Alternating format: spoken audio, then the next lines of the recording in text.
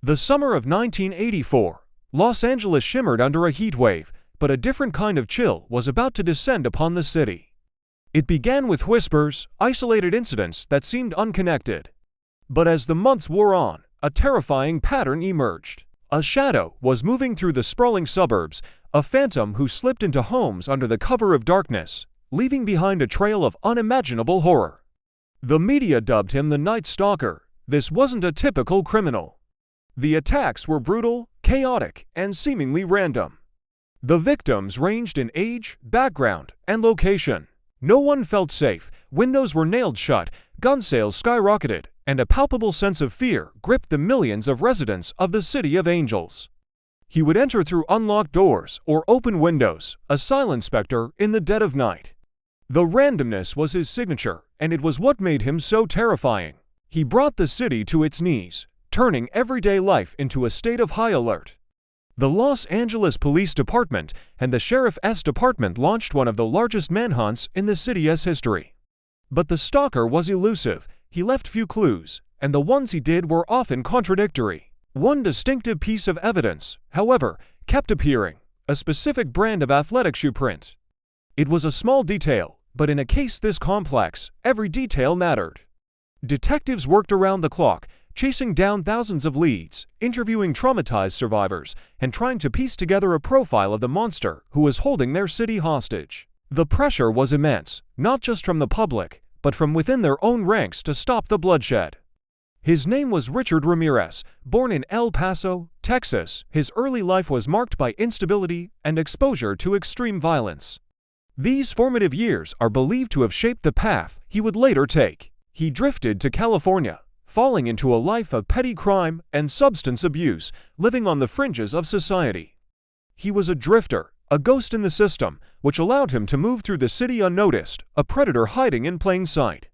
He became fascinated with dark ideologies, which seemed to fuel his increasingly violent fantasies. The break in the case came from a place Ramirez likely never expected: a stolen car. In August 1985, after an attack, a vigilant teenager spotted a suspicious car fleeing the scene and jotted down a partial license plate number. That car, a beat-up orange Toyota, was eventually found abandoned. Inside, investigators hit the jackpot: a single, clear fingerprint. The print was run through the newly computerized Automated Fingerprint Identification System, or AFIS. It was a match. For the first time, the shadow had a name: Richard Ramirez. The clock was ticking. Ramirez's mugshot was splashed across every newspaper and television screen in Southern California. On the morning of August 31, 1985, Ramirez, unaware his identity had been exposed, tried to steal a car in an East Los Angeles neighborhood. He was immediately recognized: El Matador. A woman shouted, "Hey, the killer!" What followed was not a police takedown, but a citizen's pursuit.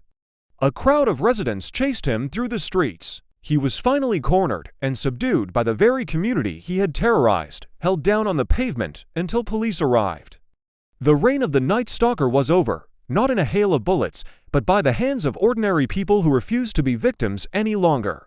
Ramirez's trial was a media circus. He reveled in the attention, often smiling and flashing unsettling symbols to the cameras. He never showed a shred of remorse. In 1989, he was convicted of 13 murders, 5 attempted murders, and numerous other felonies.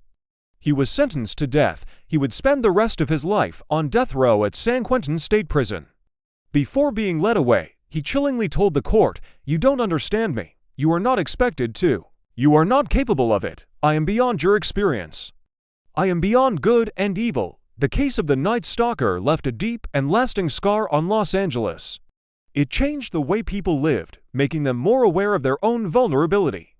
It also revolutionized police work, highlighting the critical importance of interagency cooperation and new technologies like AFIS. The story is a harrowing reminder of the darkness that can exist, but it's also a powerful testament to the resilience of a community.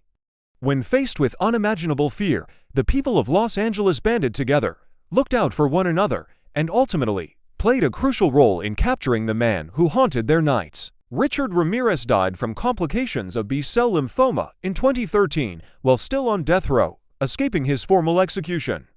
The terror he inflicted serves as a chilling chapter in American true crime history, a story of a city under siege and the collective will that brought a monster out of the shadows and into the light. It reminds us that even in the darkest of times, the strength of a community can shine through.